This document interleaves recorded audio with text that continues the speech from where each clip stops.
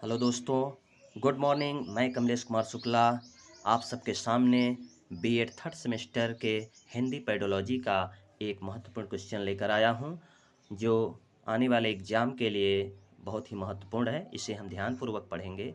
तो क्वेश्चन है, आदिकाल का परिचय देते हुए इस युग के प्रमुख कवियों एवं उनकी रचनाओं के नाम लिखिए। तो आंसर क्या है? आदिकाल। आदिकाल को वीर गाथा काल भी कहा जाता है। यह हिंदी काव्य का उद्भव काल माना जाता है। इस काल में डिंगल एवं पिंगल भाषा में काव्य रचना की गई।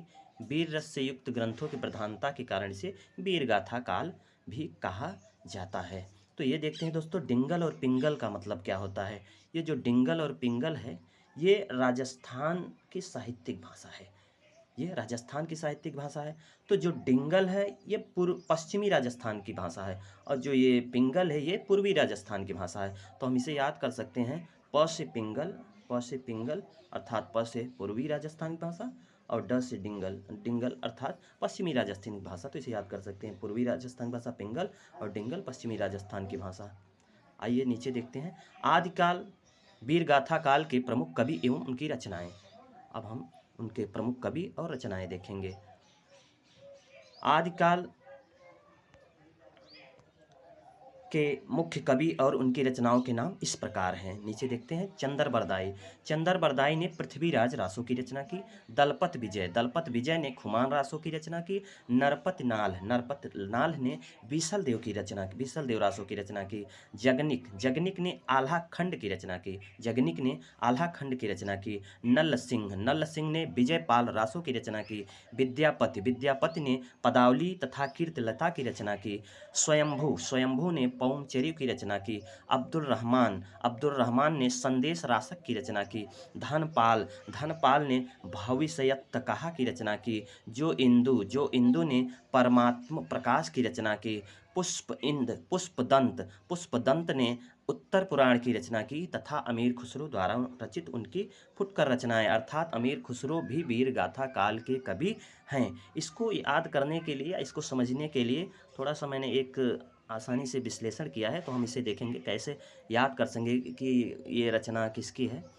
तो चंदर बरदाई पृथ्वीराज रासो, चंदर बरदाई पृथ्वीराज रासो। तो हम इसे ऐसे याद करते हैं कि चंद्रमा पृथ्वी का उपग्रह है, चंद्रमा पृथ्वी का उपग्रह है, और चंदर बरदाई पृथ्वीराज रासो। दलपत विजय, दलपत विजय खुमान रासो, दलपत विजय खुमान रासो अर्थात जब कोई दल, जब कोई दल विजय प्राप्त करता है तो वो खुश होता है। जब कोई दल विजय प्राप्त करता है तो खुश होता है, अर्थात दलपत विजय का खुमान रासो। नरपति नाल, नरपति नाल बीसल देव, बीसल देश रासे। तो इसे हम ऐसे याद कर सकते हैं, नरपति नाल बीसल देव रासो। तो जो नर होते थे, पहले के जो राजा महाराजा, जो नर अर्थात राजा होते थे, वो बीसल देव, 20 शादियाँ करते थे, 20 शादियाँ करते थे, और इसीलिए नरपतिनाल बीसल देव रासो। ऐसे हम इसे याद कर सकते। जगनिक, जगनिक आल्हाखंड, जगनिक आल्हाखंड अर्थात पहले जो है जगनिक, जो जगत की चर्चा होती थी या उसे जाना जाता था, आल्हा खंड से जाना जाता था। पहले आल्हा लोग गाते थे, जगत में समझ लो केवल आल्हा फैला हुआ था, तो जगनिक आल्हा खंड।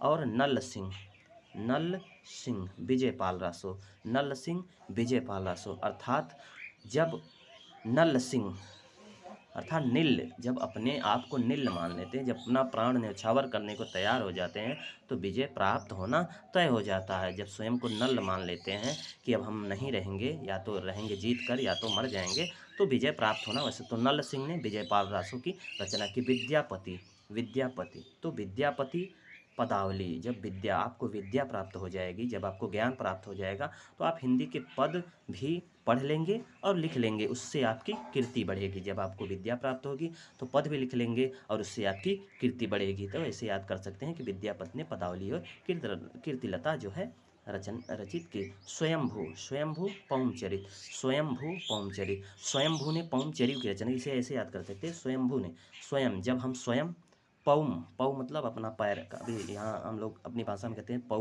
पौ रखना। तो स्वयंभू पौ, अपना पैर जो है स्वयं रखना चाहिए, मतलब स्वयं अपने पैर के सहारे खड़ा होना चाहिए।